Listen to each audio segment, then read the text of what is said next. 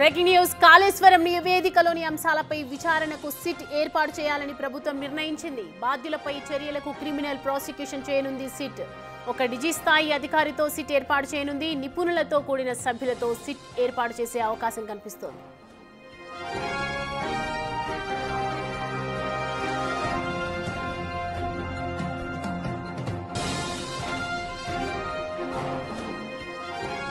ఇవాళ మధ్యాహ్నం జరిగే కేబినెట్ సమావేశంలో కాళేశ్వరం నివేదికను అందుబాటులో ఉంచుతారు. కేబినెట్ లో కమిషన్ నివేదికపై మంత్రి ఉత్తమ్ కుమార్ రెడ్డి పూర్తి ప్రెజెంటేషన్ అయితే ఇవ్వనున్నారు.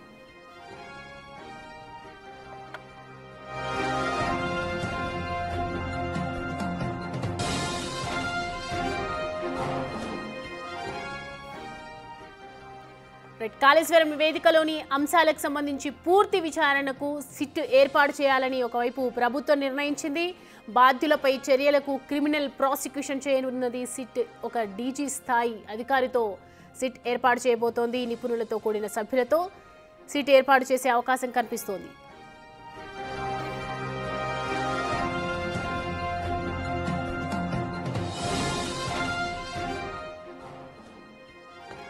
ఇవాళ మధ్యాహ్నం జరిగే సమావేశంలో పూర్తి స్థాయిలో కేబినెట్ సమావేశం జరగబోతుంది. దాంట్లో కాళేశ్వరం నివేదికను పూర్తిగా అందుబాటులో ఉంచుతారు. కేబినెట్లో కమిషన్ నివేదికపై మంత్రి ఉత్తమ్ కుమార్ రెడ్డి దీనికి సంబంధించి ప్రజెంటేషన్ ఇవ్వనున్నారు. అయితే తెలంగాణ కేబినెట్ సమావేశం కాళేశ్వరం కమిషన్ నివేదికపై తుది నిర్ణయం తీసుకున్నటువంటి నేపథ్యంలో సిఎస్ కమిటీ సభ్యులతో సమావేశం కూడా నిర్వహించారు. అయితే ఈ సమావేశంలో ప్రభుత్వానికి పలు ముఖ్య సూచనలు కూడా జరిగాయి. అలాగే దీనికి సంబంధించి పూర్తిగా సిట్ విచారణకు తీసుకోవాలని చెప్పి సిట్కి ఇవ్వబోతున్నారు. కాబట్టి మరి ఈ కేసుకు సంబంధించి కాళేశ్వరం కమిషన్ ఒకవైపు సీరియస్ టర్న్ తీసుకుంటుందని చెప్పొచ్చు.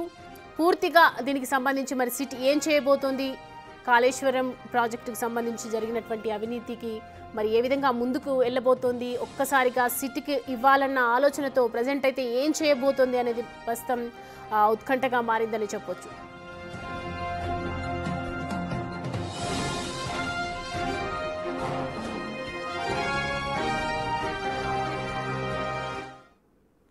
ఈ అంశానికి సంబంధించి పూర్తి డీటెయిల్స్ మా ప్రతినిధి వాసు అందిస్తారు. వాసు, సిట్కి ఇవ్వాలని నిర్ణయిస్తోంది కదా ప్రభుత్వం, నిర్ణయం తీసుకుంది కాబట్టి మరి సిట్ ఏం చేయబోతోంది అనేది ప్రస్తుతం ఉత్పన్నమవుతోంది ప్రశ్న. ఏంటి డీటెయిల్స్? సౌమ్య, మొత్తం మీద మనకు అందినటువంటి కీలక సమాచారం ఏదైతే కాళేశ్వరం కమిషన్ నివేదిక ఇప్పటికే ప్రభుత్వం నేపథ్యంలో మధ్యాహ్నం 2 గంటలకు కేబినెట్ లో భేటీగా సమావేశంలో కూడా చర్చించబోతున్నారు. ప్రభుత్వం ఇప్పటికే ఒక కీలక నిర్ణయం తీసుకుంటూ తెలుస్తోంది. ఈ కాళేశ్వరం నివేదికలోని అంశాలపైన విచారణ జరిపేందుకు చర్యలపైన బాధ్యులపైన కూడా చర్యలు తీసుకునే అంశానికి సంబంధించి కూడా ఒక సిట్ ఏర్పాటు చేయబోతోంది ప్రభుత్వం. ఆ సిట్కు సంబంధించి కూడా ఒక డీజీ స్థాయి అధికారిని ఇన్ఛార్జ్గా ఉంచబోతోంది. ఎందుకంటే అనేక రకాల అంశాలు ఈ యొక్క నివేదికలో ముడిపడిన నేపథ్యంలో 10 పేజీల సిట్ నివేదిక కాపీ కూడా బయటకు వచ్చిన నేపథ్యం చూసాం. అందులో అనేక అంశాలు క్రిమినల్ ప్రాసిక్యూషన్ జరపాలి బాధ్యులపైన. ఎవరైతే ఈ యొక్క కాళేశ్వరం సంబంధించినటువంటి మేడిగడ్డ, అన్నారం, సుందిల్లా బ్యారేజీల కూలిపోవడానికి, కుంగిపోవడానికి కారణమైనటువంటి వ్యక్తులపైన, ఎవరైతే అధికారులుగా ఉన్నటువంటి వ్యక్తులు కావచ్చు, రాజకీయ నేతలు, గత ప్రభుత్వ హయాంలో ఉన్నటువంటి పెద్దలు కావచ్చు, ఏదైతే కాంట్రాక్టర్ సంస్థ నిర్మించినటువంటి సంస్థకు సంబంధించినటువంటి కంపెనీ కావచ్చు, వీళ్ళపైన రకరకాలుగా చర్యలు తీసుకోవాలని కూడా కమిషన్ నివేదికలో చాలా స్పష్టంగా పేర్కొంది.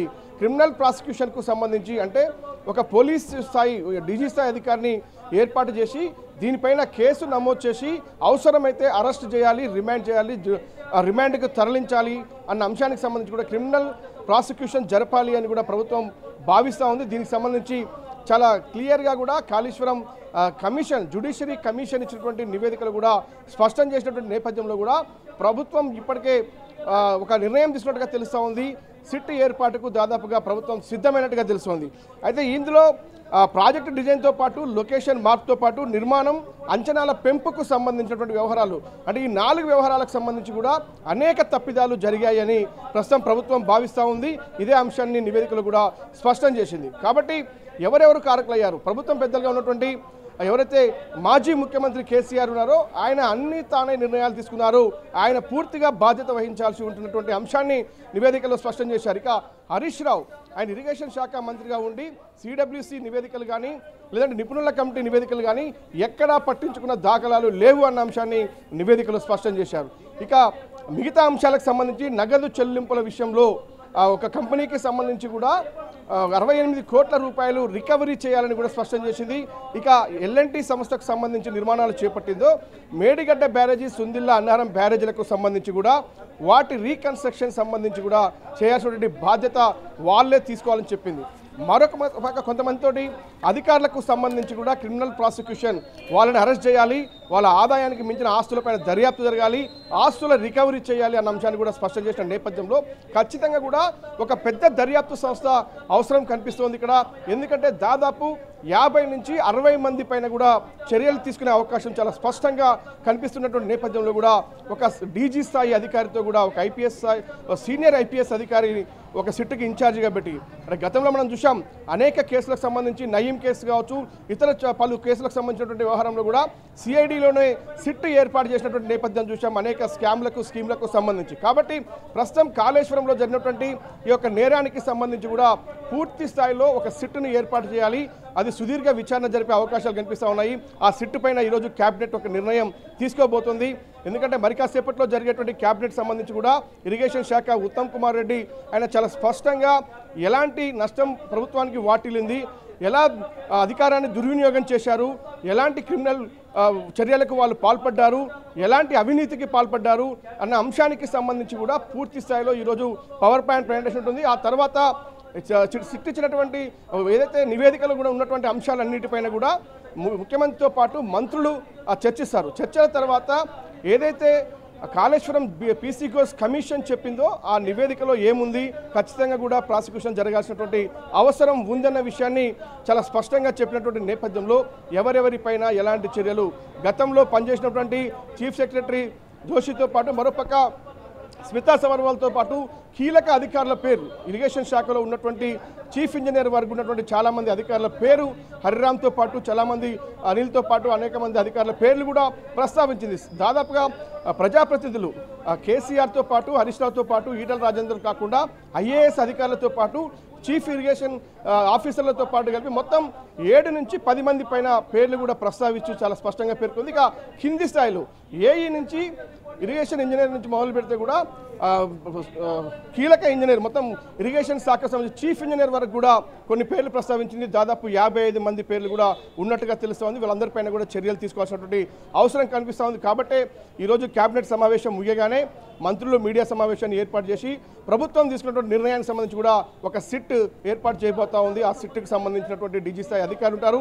మరోపక్క ఇరిగేషన్ శాఖకు సంబంధించినటువంటి నిపుణులైన అధికారులతో పాటు ఏసీబీకి సంబంధించి అవినీతికి సంబంధించినటువంటి విచారణ దర్యాప్తులో ఉన్నటువంటి సీనియర్ అధికారులతో పాటు అన్ని విభాగాలు, అంటే ఇందులో అనేక రకాల జరిగినటువంటి ఈ యొక్క అఫెన్స్కి సంబంధించి కూడా అన్ని రకాల అధికారులను దీంట్లో సిట్లో ఇన్వాల్వ్ చేయబోతా ఉన్నారు. వాళ్ళంతా కూడా పూర్తి స్థాయిలో సమగ్ర విచారణ జరిపి ఈ యొక్క కమిషన్ ఇచ్చినటువంటి నివేదిక, గతంలో విజిలెన్స్ నివేదిక, ఎన్డీఎస్ఏ నివేదికలు అన్ని కూడా మరొకసారి అధ్యయనం చేసి కూడా దానికి సంబంధించినటువంటి ఆధారాలు సేకరించాలి, సాక్షుల్ని విచారించాలి, ఆస్తుల రికవరీ చేయాలి, అవసరమైతే అరెస్ట్ చేయాలి, రిమాండ్ చేయాలి, అవసరమైతే ఛార్జ్ షీట్ కూడా కోర్టులో ఫైల్ చేయాలి అనే అంశానికి సంబంధించి క్రిమినల్ ప్రాసిక్యూషన్ జరగాలి అని నివేదికలో స్పష్టంగా పేర్కొన్నటువంటి నేపథ్యంలో కూడా ప్రభుత్వం ఒక కీలక నిర్ణయం తీసుకోబోతోంది. అది సిట్టు ఏర్పాటు చేయబోతుంది. ఆ సిట్టు సంబంధించి కూడా మధ్యాహ్నం కేబినెట్ సమావేశం తర్వాత ప్రభుత్వం ప్రకటించబోతా ఉంది. సౌమ్య.